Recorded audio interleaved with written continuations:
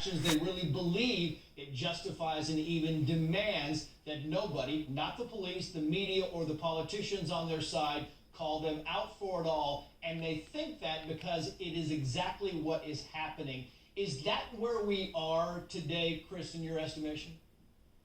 Yeah, I think we've been there for a number of years now, especially with groups like ANTI-FA and even Black Lives Matter. They have these names and they put themselves into these historic struggles, whether it's ANTI-FA against Nazi fascists. And at that point, what level wouldn't you go to try to stop Hitler? If you call your opponents Hitler, it can justify a lot of action.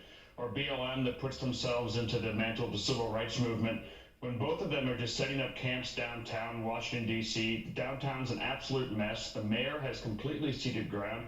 She's not the only mayor who's done this. She's done this in our town, decorating the plaza and taking over city streets to harass the president. Restaurants and hotels shut down so she can pay homage to this group. And the police generally, not because they're probably unwilling to, but because they don't have any political willpower to stand up to these guys.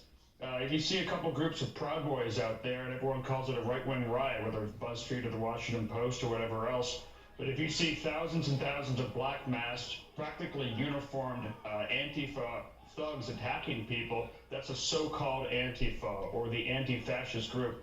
That's a lot of cover coming from the media and from powerful politicians. Yeah, it's interesting because as you watch this video, in the course of this violence, we saw a number of sucker punches from left-wing activists aimed at right-wing people. I think it's amazing to me, Chris, where you kind of look at, you don't know the context of where they started, but you can see these fireworks. This is all very clear. Guy Benson, as a result of one of those sucker punches, writes the following here: obvious, unoriginal, entirely applicable point. If it were right-wingers doing these things to Women's March participants, it would be covered like a national emergency, and every elected Republican would be chased down and hectored to repeatedly and rightfully condemn the violence.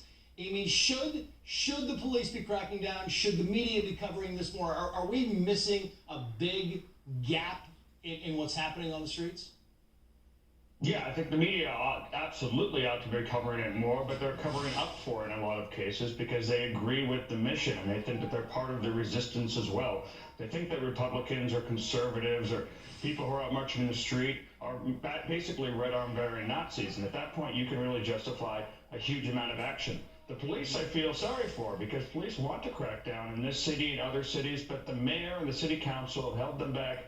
They've got no protection, and they'll be in a lot of trouble if they try to move this forward. They've basically been unable to.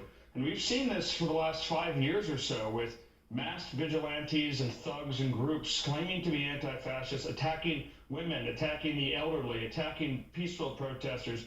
And I'm not sure exactly, other than the sun going down last night, like Trey said, what caused the explosion of violence. But I can tell you that when diners are out in Adams Morgan or other neighborhoods of D.C., just having brunch or just having dinner, they're attacked with no politics allowed, no politics even mentioned, completely unprovoked, and this is a pattern with Antifa and BLM.